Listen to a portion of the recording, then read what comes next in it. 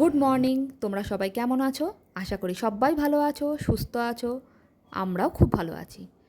তা আজকে জন্মাষ্টমী, তাই সকাল সকাল ঘুম থেকে উঠেই আমি আমার বাসি কাজকর্ম সেরে ভাবলাম ঝটপট করে রান্নাটা বসিয়ে দিই। আজকে করব পোলাও আর একটু গিয়ে আলুর দম।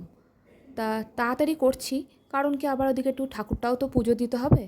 তেমন কিছুই করি না, আর সেজন্যই ভাবলাম যে আগে এইগুলো করে নিই, তারপর ওগুলো করব। আর আজকে না, আমি ভাত খাবো না, মানে চালের জিনিস কিছুই খাবো না। সেজন্য ভাবলাম এদিকটা করে তারপরে স্নান করে তারপরে একদম পুজোর দিকে যাব। তা যাই হোক, এদিকে আমার পোলাওটাও হয়ে এসছে, আর আলুর দমটাও এরপর বসিয়ে দেবো। এই যে আমার রান্নাটা কমপ্লিট হয়ে এসছে, এবার আলুর দমটা বসিয়ে দেবো। তা যাই হোক, চারিদিকে যা চলছে কি আর বলবো, নিজেরই খারাপ লাগছে।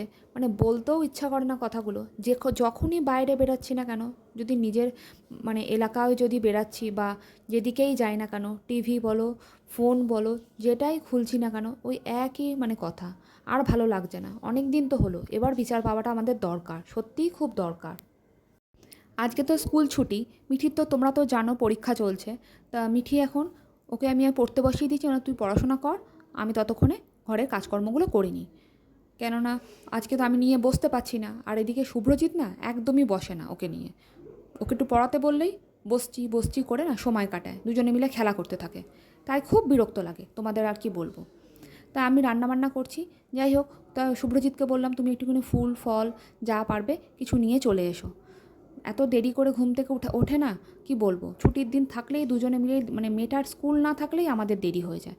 চলো, এবার আমার আলুর দমটাও হয়ে এসছে। এবার কিছুক্ষণ ফুটুক, একটু শোকাক, তার মধ্যে আমার আলুর দমটা হয়ে যাবে। এবার ঝটপট করে ওদেরকে খেতে দিই, আর আমি এবার স্নানটা করে পুজোটা দিই। এই দেখো, আমার একদম হয়ে গেছে তৈরি। তা দেখতে তো কেমন হয়েছে তোমরা জানিও, তোমাদের তো আর খাওয়াতে পারছি না। তা যাই হোক, চলো দেখি, শুভ্রজিৎকে জিজ্ঞেস করি কেমন লাগলো ওর। খুব সুন্দর হয়েছে, দারুণ হয়েছে, ভালোই। অনেকদিন বাদে একটা নতুনত্ব খাবার খেলাম, ভালো লাগে। নতুনত্ব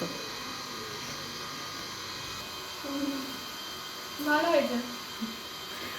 জোর জবরদস্তি মিঠি ভালো বলছে। মিঠির কিন্তু ভালো লাগছে না আমি জানি, কিন্তু মিঠির তো অতটা পছন্দ না, তাও বলছে। আচ্ছা, কষ্ট করে খেয়ে নে। মিঠি কেন, শুভ্রজিৎ একদম নিরামিষ খেতে পারে না। তা দেখো, আমি স্নান টান করে পুজো দিয়ে দিয়েছি, একদম কমপ্লিট হয়ে গেছে আমার পুজো দেওয়া। এবার নিজেও একটু কিছু খাবো। খাবো বলতে সাবু ভিজিয়ে রেখেছি, ওই কোনো রকম একটু কলা দিয়ে সন্দেশ দিয়ে একটু মেখে খেয়ে নেবো। আমি একদম আমার পারি না সাবু খেতে। তা যাই হোক, এখনকার জন্য ভিডিওটা এখানেই শেষ করছি। তোমাদের কেমন লেগেছে ভিডিওটা একটা কমেন্ট করে অবশ্যই জানিও। আর তোমরা সবাই ভালো থেকো, সুস্থ থেকো, সাবধানে থেকো, আর সকলকে ভালো রেখো। পারলে একটা সাবস্ক্রাইব করে দিও।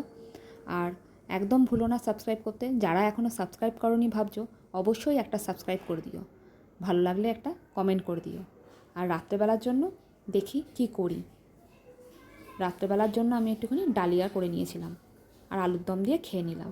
তা যাই হোক, এখনকার জন্য এখানেই শেষ করলাম। তোমরা সবাই ভালো থেকো, সুস্থ থেকো, সাবধানে থেকো, আর একটা সাবস্ক্রাইব করে দিও।